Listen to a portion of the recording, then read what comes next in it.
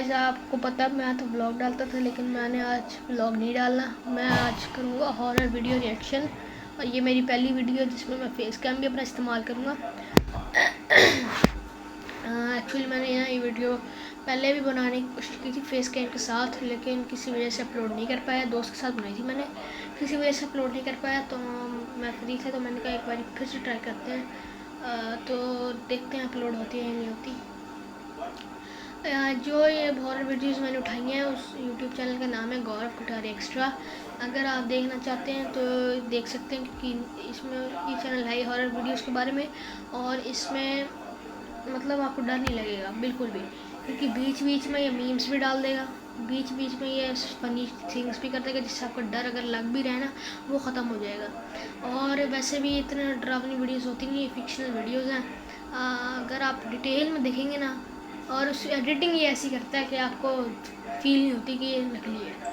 तो अगर आप डिटेल में देखें ना फिर आपको फील हो सकती है, लेकिन अगर आप सिंपली देख रहे हैं ना नॉर्मली बस अभी मजे के लिए, फिर आपको नहीं फील होगी। टाइम वेस्ट करे बगैर जल्दी से शुरू करते हैं और देखते हैं कैसी वीडियो है। हम देखने वाले हैं most haunted house real horror story in Hindi. सड़ा हुआ है, उसके चेहरे पर कीड़े रेंग रहे थे। वो मुझे अपनी तरफ खींच रही थी। उसने जैसे ही मेरा हाथ पकड़ा, मेरा हाथ सुन्न पड़ गया। मैं साफ साफ सैली की आत्मा को देख सकता था। ऐसा कहना था टोनी पिकमैन का, जो कि रहते थे हॉन्टेड सैली हाउस में। अब ये सैली कौन थी और उसका घर हॉन्टेड कैसे बन गया था? क्या वाकई में इस भूतिया घर के पीछे कोई पैरानॉर्मल रीजन है? क्या वाकई में यहाँ पर सैली की आत्मा आज भी भटकती है? इन सभी सवालों के जवाब मिलेंगे आपको आज की इस दिल दहला देने वाली कहानी में। तो जल्दी से सब लोग अपने अपने जूते चप्पल निकाल दो, क्योंकि हम चलने वाले हैं डेमोनिक सैली के घर के अंदर आज के फाड़ू वीडियो में।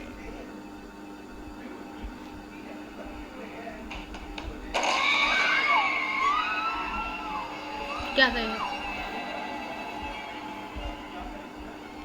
ये घर शुरुआत के समय से ही हॉन्टेड नहीं था। ये घर 1871 में बना था। इस घर को दिसंबर 1992 में टोनी पिकमैन और उनकी वाइफ डेबरा पिकमैन ने खरीद लिया। इन दोनों की नई नई शादी हुई थी। जब ये न्यूली वेड कपल इस घर में रहने के लिए आए, तब इस घर की कोई भी हॉन्टेड हिस्ट्री नहीं थी। इन लोगों ने अपने होने वाले बच्चे के लिए भी एक रूम सेलेक्ट करके रखा था इसी घर में। वो लोग इस रूम को बहुत ज्यादा सजाते थे, बहुत प्यार से रखते थे इस पूरे घर को, क्योंकि ये उनकी मेहनत की कमाई से खरीदा गया पहला घर था। लेकिन उनके साथ एक कुत्ता भी था, जो कि हमेशा उस रूम में जाकर अजीब हरकतें करता था, जो उन लोगों ने अपने होने वाले बच्चे के लिए सिलेक्ट करके रखा था। लेकिन इन दोनों ने ही कुत्ते की इन हरकतों को इग्नोर किया। उनको लगा कि शायद नए घर में आने की वजह से उनका डॉगी थोड़ा सा परेशान है, लेकिन परेशान एक्चुअली में डॉगी नहीं था। वो तो आने वाले खतरे के बारे में इन दोनों को बताना चाह रहा था। इन लोगों को इस घर में करीब 1 साल हो चुका था। इस 1 साल के दौरान घर में अचानक लाइट का जल जाना, 1 साल बाद बीच में फूटना, रात के समय घर से अजीब अजीब सी आवाजें आना, घर के अलग अलग इलाकों में ठंड महसूस होने जैसे नोटिस नहीं कि एक बच्ची चल रही थी शायद गेट की टोनी और डेबरा इस बात को अच्छे से समझ गए थे कि उनके घर में भूत है। लेकिन चूंकि उनका बजट ही नहीं था नए घर में शिफ्ट होने का, तो उन्होंने भूत के साथ पहली बार तो उन्हें भूत दिखाई नहीं दिया था, और दूसरा वो लोग भूतों पर विश्वास नहीं करते थे। इसी घर में उनका एक बेबी भी हो गया, और उस बेबी को उन्होंने उसी कमरे में रखा जिसमें कुत्ता हमेशा जाकर भौंका करता था। लेकिन डेबरा इस घर में होने वाली कुछ चीजों से बहुत ज्यादा परेशान हो चुकी थी, जिनमें से कि एक घटना थी उसके बेबी का रात में ना सोना। डेबरा को हमेशा ऐसा लगता था कि कोई अदृश्य आत्मा है जो उसकी बेबी के साथ रात में 2 बजे के बाद खेलने लगती है, जिसकी वजह से बेबी सोता नहीं है। ये तो सिर्फ शुरुआत थी। आगे उन्होंने ऐसी घटनाओं का सामना किया जिन्हें सुनने के बाद आपकी भी रूह कांप जाएगी। एक दिन टॉमी अपने बच्चे के कमरे में आया और उसने देखा कि पूरे खिलौने बिखरे पड़े हुए हैं। उनका बच्चा तो बहुत छोटा था, वो तो अभी खिलौनों को उठा भी नहीं पाता था। टोनी को लगा कि शायद डेबरा ने ये खिलौने फर्श पर फैलाए होंगे बच्चे को खिलाने के लिए, तो उसने सारे खिलौनों को जमा दिया, अपनी जगह पर सारे खिलौनों को अच्छी तरीके से रख दिया। और जैसे ही टोनी वापस लौटकर आ रहा था, आधी सीढ़ियां उतरते ही उसे बच्चे के कमरे से फिर से खिलौनों के फेंकने की आवाज सुनाई दी, जबकि उस कमरे में कोई भी नहीं था। जब टोनी ने वापस जाकर देखा तो खिलौने वापस वैसे ही फर्श पर बड़े हुए थे। इस घटना के बाद टोनी ने डेबरा से बात की और इन दोनों ने डिसाइड किया कि वो अपने बच्चे को उस कमरे में अकेला रात में बिल्कुल नहीं छोड़ेंगे। टोनी ने अपने भाई को और डेबरा ने अपनी सिस्टर को बच्चे को संभालने के लिए अपने घर पर बुला लिया। इन दोनों ने बच्चे को अपने साथ ही रात में सुलाना शुरू कर दिया। एक हफ्ते बाद उनके पड़ोसी ने आकर कहा कि रात के 2 बजे के बाद आपके बच्चे के कमरे की लाइट जल जाती है। ये सुनने के बाद वो दोनों पति पत्नी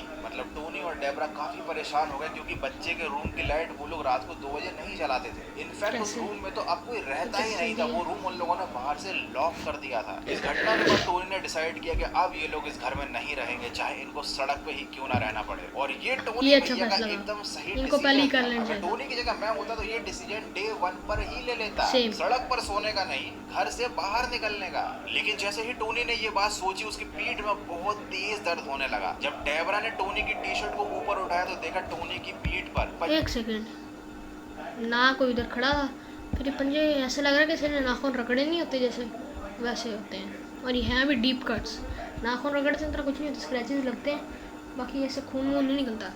लेकिन ये ऐसा लग रहा है किसी ने नाखून जैसे कील की तरह नोक छाप नहीं होती वैसे रगड़े, क्योंकि हैं भी बारीक से जैसे बने हुए घाव थे, जैसे किसी ने उसकी पीठ पर बहुत जोर जोर से पंचे मारे हों। ये देखकर ये सब लोग डर गए और तुरंत उस घर से भाग निकले। 29 जुलाई 1993 बारबरा कॉनर नाम की एक पैरानॉर्मल इन्वेस्टिगेटर को ये लोग अपने घर पर लेकर आए। अब चूंकि टोनी भैया ने एक एक पाई करके इस घर को खरीदा था, तो भूत के डर से वो घर को ऐसे तो छोड़ नहीं सकते थे। बारबरा ने टोनी को बताया कि इस घर में एक छोटी बच्ची की आत्मा है। इस बच्ची का नाम है सैली। अच्छा, और ये पता लगने के बाद सैली टोनी ने इस घर की पूरी हिस्ट्री के बारे में पता लगा। तो उनको पता चला कि बहुत समय पहले यहाँ पर सैली नाम की एक लड़की रहती थी, जो इसी घर में मर गई थी।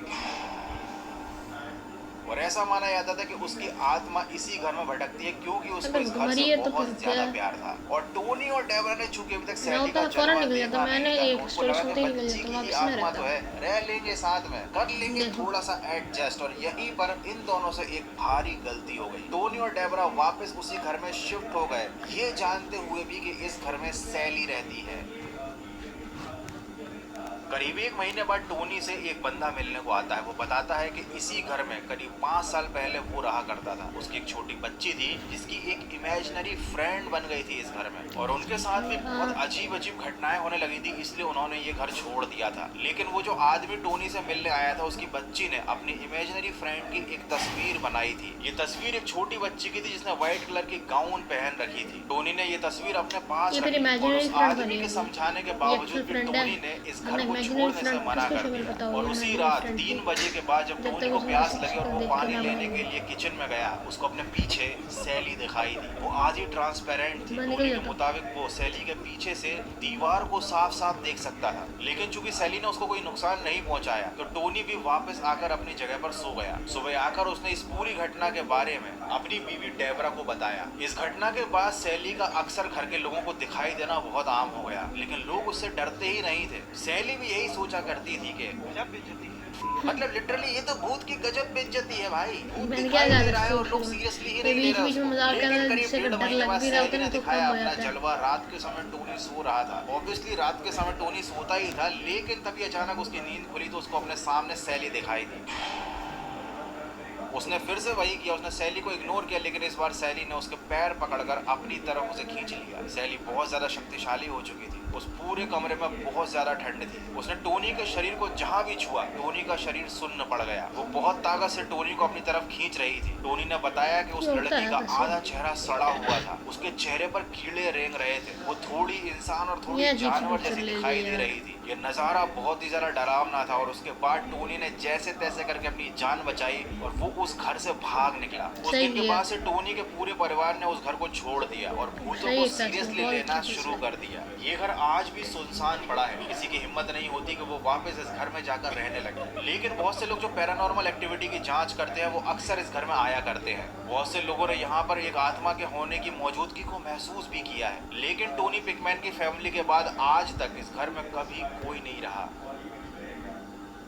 इस घर में होने वाली एक अजीब का चीजों के अपना पीछे कुछ सुन कारण लेते हो हैं। सकते हैं। सबसे पहली बात तो ये घर बहुत ज्यादा पुराना था और ये पुरानी होता जगह है। पर बहुत ये नेगेटिव काफी एनर्जी होती पुराना है। घर अगर हो कोई और भी बंद हो इलेक्ट्रिसिटी ना वाली चीज फ्लिकर कर तो रही हो है तो उसके जाता है पीछे ये। हो सकता है कि आपके घर की जो पूरी वायरिंग है वो पुरानी हो चुकी हो। जरूरी नहीं है कि उसके पीछे भूतों का ही हाथ हो। टोनी पिकमैन के पैरानॉर्मल एक्सपीरियंस के पीछे भी एक वजह हो सकती है कि लोगों ने इस घर के बारे में ऑलरेडी बहुत सारी भूतिया कहानियां बना रखी थी। लोगों ने बता रखा था कि ये इस भी घर में है। ऑलरेडी एक मौत हो चुकी है और शायद इसी वजह से टोनी पिकमैन और उनकी पूरी फैमिली के मन में एक डर का माहौल था। ये इसके होता है। अलावा जो ये पुरानी भी है। इमारतें होती हैं उनमें अजीब अजीब सी आवाजें आना, एक नेगेटिव एनर्जी की प्रेजेंस का फील होना और उसमें रहने वाले लोगों में बहुत सारी शारीरिक और मानसिक समस्याएं उत्पन्न होना बहुत आम है। और टोनी को भी सैली की छवि व्हाइट कलर की ड्रेस में तभी दिखाई देने लगी जब एक आदमी ने आकर टोनी को सैली की तस्वीर दिखाई। उस तस्वीर को देखने से ये पहले बात सही है। टोनी को हाँ, सैली दिखाई नहीं वीडियो में ये देती। तो बताया देखो गया इस था कि पूरे पिक्चर घटनाक्रम को से जब मैंने जब पिक्चर एनालाइज किया दिखाई तो थी मुझे उससे लगा पहले कि कभी नहीं दिखी शायद उसको। ये पॉसिबिलिटी है पिक्चर दिखने के टोनी बाद की दिखी है। फैमिली के साथ जो इसका भी मतलब हुआ उसका दिमाग उसके में पीछे पिक्चर केवल बैठी हुई इसलिए पैरानॉर्मल उसने एक्टिविटी नहीं इमेजिन कर बल्कि दिया और भी उसको। बहुत सारे रीजंस थे।